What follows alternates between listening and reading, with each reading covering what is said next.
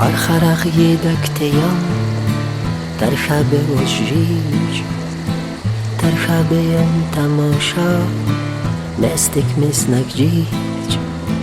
شتر زینیم فکتای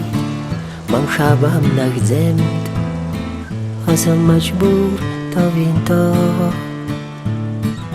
دنجت تا یمشیج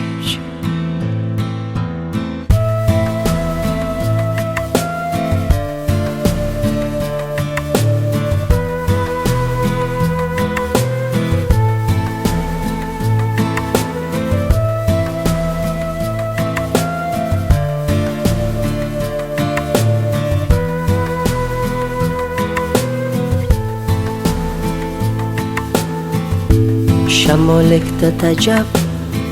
لبت زفندود خبر از حالم دل بر ننشتود عجب نازک بدن یم شب سفید ست مم رنگید گلت یم حسنک چرید ست ارخرق یدکت یم در شب وجیج در شبیم تماشا مستک مسنک جیج شتر زینم فکتای مم شبم نگزم ازم مجبور تا وینتا دنجت تا یمشیج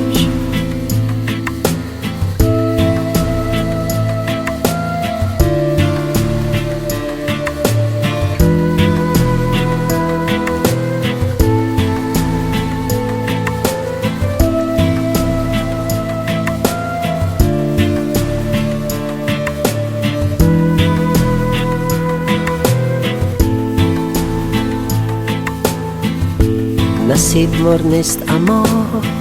یک بار تو وینتا و تو شین تا و تو تیدا تو وصفن شبجه ایجاد خسازم خرق یدک دل مدشب درازم هر خرق یدک دیم در شب وشیش در شبیم تماشا مستک مسنک جیج شکر زینم فکتای مم شبم نگزم ازم مجبور تا وینتا دنجت تا یمشیج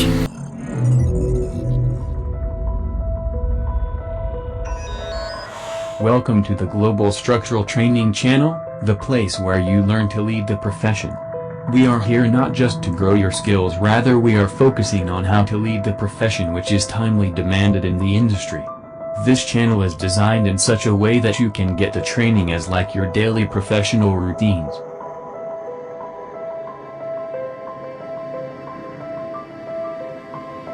We are here committed to increasing your skills through the handling process of software, mastering and analysis and design, documentations of different structures. For better starting, we are using Autodesk Robot Structural Analysis Professional, Revit Structural, Idea Statica, and from Design. These softwares are well versed for handling different kinds of structures as per industry norms. Keep watching our videos and build a successful professional future.